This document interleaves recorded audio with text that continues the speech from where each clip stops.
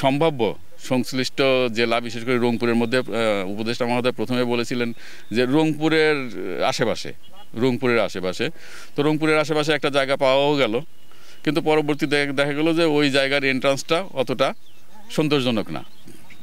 মানে খুব পজিটিভ অবস্থানে আছি যে এই যে জায়গায় আমরা দাঁড়ায় আছি, এই জায়গাতে এখন পর্যন্ত কেউ দ্বিমত পোষণ করেন নাই। আর কিছু ফেসবুকের সেন্সেশন ওগুলো বাদ, হ্যাঁ সেগুলো বাদ, ওগুলো আসলে কোনো বিবেচনায় নেওয়ার সুযোগ নাই। তো যে প্রস্তাবিত 1000 বেডের হসপিটাল চীন সরকারের সহযোগিতায়, এটা আমরা আশা করছি নীলফামারীতেই হবে এবং এই জায়গাতেই হবে ইনশাআল্লাহ। এটাই আমাদের মানে আমাদের পারসেপশন আর কি। বিগ বিচারে এটা অস্বীকার করার উপায় নেই ভৌগোলিক অবস্থান এবং যোগাযোগের দিক থেকে, যে এটা যে বেস্ট পজিশন এটা অস্বীকার করার কোনো উপায় নেই।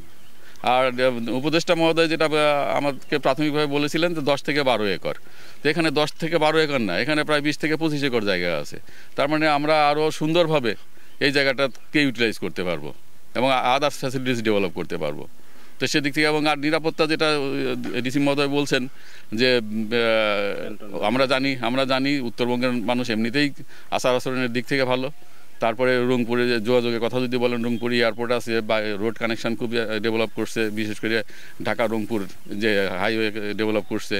হ্যাঁ, সব কিছু মিলায়ে মানে যদি আমি যে কোনো দিক থেকে বিচার করি, এটা নাম্বার 1 সিলেকশন।